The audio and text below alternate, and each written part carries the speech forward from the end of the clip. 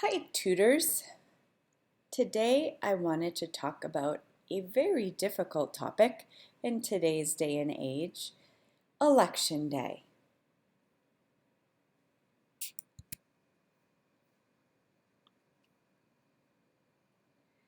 When discussing Election Day with your tutee, it's important to help them understand the process. So I'm going to provide you with some information that I think is beneficial in helping your tutees understand the process. First, they need to register to vote in Maryland. So I would go through these steps and make sure that they are indeed eligible. First, they should know that they have to be a U.S. citizen. So they have to have passed the citizenship test. Next, they need to be 18 years old to vote on Election Day, November 2nd. They can be 16 years old in the state of Maryland to register, but they can't vote until they're 18. And so I think it's important to really let them know that 18 is the number of years that matter. They must be a Maryland resident, have a Maryland address. So some of you work with tutees in Virginia. You would want to look up the registration eligibility in Virginia. This is only for the state of Maryland. So your tutee should not be in prison, and I don't think that our tutees are, most of them that I know of. They should not be judged mentally incompetent by a court, and they should not claim the right to vote in any other state. If they meet these eligibility criteria, they can register to vote at this online Maryland system. And hopefully you could help them to do that if they needed support. Now that they are registered, I would talk to them about the process, what they can expect on when they go to their voting location. So first, they would go to their voting location with their ID. And maybe you could help them figure out what registration or voting district they're in. Second, they would need to sign their name. Just explain the process to them, that there's a paper, they find their name, they sign their name. And then they get the ballot and the pen. In some cases, the pen is already in the booth. You would just let them know. They would find an open booth, and then they would make selections on their ballot. When they are finished, they would put their ballot in the machine. So I like to use lots of pictures to illustrate what each of these steps mean.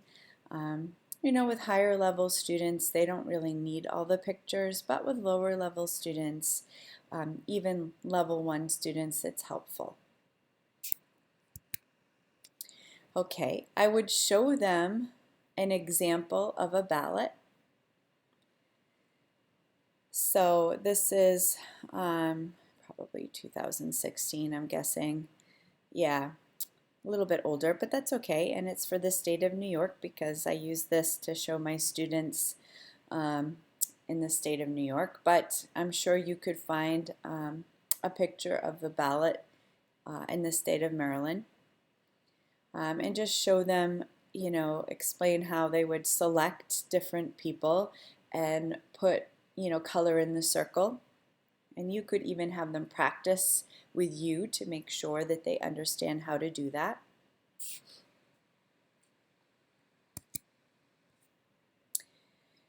And this is really the hard part. We all are very opinionated in these day and age, but when we are helping our tutees to make selections about voting, it's really important to give them information so they can make up their own minds.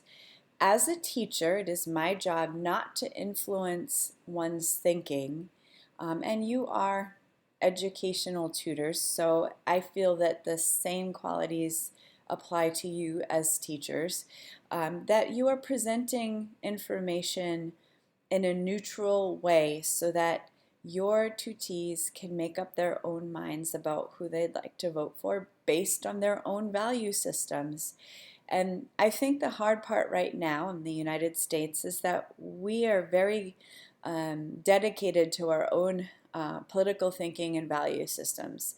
But our tutees may not have the same ones. And so being able to present information and let them make their own decisions is helpful. So this again was 2016. So I put together information about all the parties that were running. So the Democratic platform, the Republican platform, and then the third party platforms. So I looked at what issues were prevalent at that time, and I put them into this format so that students could understand what each of the parties were dedicated to pursuing, and then they would be allowed to think about their own value systems and make decisions. My suggestion to you is, if this is very difficult for you to do, not remain neutral, that perhaps you wouldn't want to have this discussion with your tutee.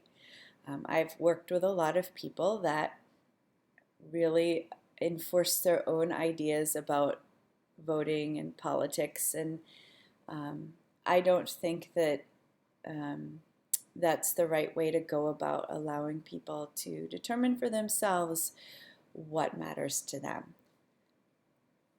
Anyhow, I hope this is helpful and that you are better equipped to assist your tutee in the election process.